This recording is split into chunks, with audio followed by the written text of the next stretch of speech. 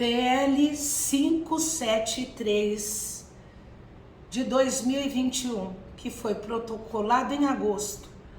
Lá atrás eu já tinha alertado. Então vamos lá, algumas considerações do CEDIM. Primeiro, eu quero dizer algo que minha mãe sempre fala: quem não tem competência não se habilite. E infelizmente é isso que a gente vê na cidade de São Paulo, principalmente na área de educação. Eu, quando fui vereadora, eu legislei com competência, habilidade e atitude. Legislei interferindo na educação paulistana, mas com propriedade. Eu sou deste território da educação infantil. E hoje, todo mundo reconhece os avanços que nós possibilitamos, sem imputar nenhum prejuízo para os educadores e educadoras, bem como para os educandos. Não é o caso do PL 573 da vereadora Cris Monteiro, que não tem uma intenção de possibilitar avanços, né? É muito preocupante. Então temos que estar todos e todas atentas, sim. E aí eu as convido para refletirem sobre 3 artigos: o 10º, o 11º e o 10º. A gente já viu esse filme antes na cidade de São Paulo, na gestão do Maluf. E depois uma tentativa também quando o Serra foi prefeito. E que se eu não estivesse lá, já daquela época a educação toda tinha sido transferida para as organizações sociais. Se não fosse a liminar que o nosso mandato ganhou impedindo a votação em segunda, o que obrigou à época o Serra a convocar no recesso a Câmara, e aí criamos músculos para impedir e retiramos a educação, porque o PL aqui fala do 14.600, fala da Lei 14.132 do Serra, que tinha a mesma intencionalidade, copiando ações do Paulo Maluf. Diferente de outros pensamentos expostos na rede, o CEDIM não é só contra, não só acha que os vereadores que estão lá têm que dar conta e não deixar passar, obstruir. Não, nós temos que informar a categoria, porque não é bem assim como estão dizendo que um projeto dessa envergadura não passa. Se eles quiserem, passa sim. A gente sabe disso. Lembrando que essa vereadora faz parte da base política do governo, apoia o governo que está aí. E aí tudo é possível. Então nós temos que nos preocupar, sim. Transferir a gestão das escolas de fundamental e nível médio para as organizações sociais nos obriga a visitarmos o governo do Paulo Maluf, quando ele criou o Plano Paz, que eram organizações sociais cooperativas, quando transferiu-se todos os profissionais da saúde que não aderiram ao plano, ou seja, a privatização da saúde no nosso município, para outras secretarias. Então é grave. As pessoas têm que refletirem e ficarem alerta e somarem-se a todos os esforços para impedir que uma loucura dessa possa virar realidade em nossa cidade. Eu queria destacar 3 artigos que justificam, não que os demais não nos preocupem, mas que deixa mais explícito o perigo que ronda em propositura como essa.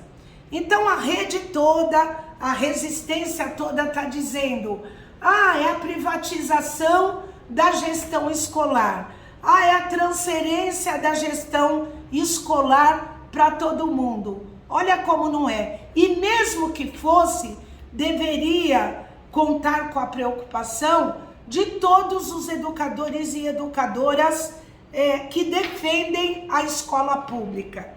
Vamos ao artigo 10º. Olha o que diz o artigo 10º. As organizações sociais terão liberdade para estruturar a matriz curricular, o projeto político-pedagógico, as metodologias de ensino e organização escolar, assim como os materiais pedagógicos da escola assistida, desde que aprovados previamente pela Secretaria Municipal de Educação, assim como estabelecer a carga horária da escola assistida, desde que obedeça o mínimo previsto na legislação referente. Gente, isso aqui é brincadeira, né? A gente sabe, desde que tem autorização, a gente sabe como funciona. O governo de plantão define a política e principalmente os interesses da base aliada sempre são atendidos. Então, isto não imputaria dificuldade nenhuma. Como se não bastasse, vamos lá, no artigo 11. O artigo 11º, olha o que diz, olha o perigo, olha como tem a ver com o que eu falei no início. As organizações sociais terão autonomia para montar e gerir o time de professores, diretores, vice-diretores e secretário escolar da instituição assistida conforme previsto na Lei Municipal 14.132, de 24 de janeiro de 2006, e respeitada as limitações impostas pelo anexo 1 da Lei Municipal 14.660, de 26 de dezembro de 2007. Aqui eu quero comentar o seguinte: o artigo estende para todos os educadores da rede e menciona a 14.132. Aqui eu quero pedir licença para refrescar a memória dos educadores e educadoras da nossa cidade.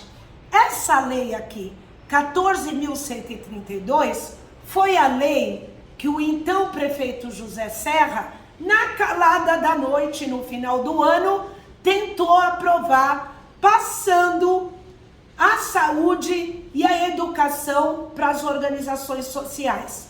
Na época, eu estava lá como vereadora e ganhei uma liminar suspendendo a votação em segunda, o que obrigou o prefeito Serra convocar extraordinariamente no recesso à Câmara, e aí sim os sindicatos e a repercussão fez com que ele retirasse a educação dessa proposta absurda. Só que passou as unidades de saúde, que foram todas transferidas para as organizações sociais e transformadas em autarquias, não é? Então, não é tão simples assim dizer que eu poderia aqui dizer, eu sou contra, e os vereadores que estão lá, que dê conta de não deixar passar,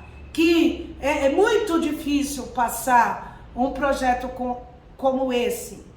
Tem as dificuldades, mas não é impossível. Quando eles querem, eles fazem. E aqui mora o perigo. Algo que, num primeiro momento, pode ser a proposta para fundamental e médio, pode estender para toda a rede, porque eles organizam os projetos de lei em artigos, e artigos podem ser vetados, como o 10º, que remete a 14.660, como o 11º, e mesmo o inicial, que fala que para as escolas de fundamental e médio. Na regulamentação eles podem tudo, inclusive vetar coisas que pretensamente pode aparecer que garanta alguma coisa que não garanta nada. Mas como se não bastasse, eu ainda queria concluir chamando a atenção para o artigo 12, 12º, para quem queira. Os funcionários efetivos das escolas que se tornarem assistidas pela organização social poderão pleitear ingresso no modelo de gestão e contratação da organização social parceira, ou, para aqueles que não queiram se submeter ao novo regime de contratação proposto pela organização social, poderão solicitar remoção para outra instituição pública municipal.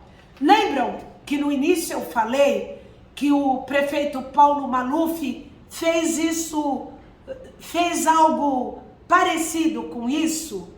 E aí, gente, esse 12º artigo explicita qual é a real intenção de uma propositura como essa, e que se o governo de plantão dá ok, passa sim, e sem maiores dificuldades, porque eles têm a maioria lá para aprovarem o que eles queiram, a exemplo do que ocorreu com o Sampaprev.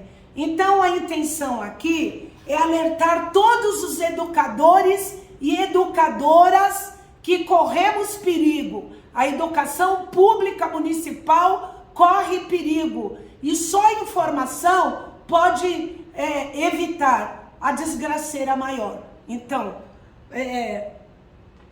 os funcionários da saúde, na época que o Maluf fez algo igualzinho a essa proposta aqui, foram, como diz o artigo, pediram remoção para outras secretarias da prefeitura. Então nós tivemos neurocirurgião, ginecologista descascando laranja e batata nas escolas, ajudando nos velórios municipais, trabalhando nas regionais, varrendo escola, enfim, menos exercendo a função do seu cargo concursado. É muito grave. Então, pelo menos estimular a compreensão de uma intencionalidade como essa é o nosso dever. Então eu sugiro que nos PEAs, nas GEIFES, peguem esse projeto, leiam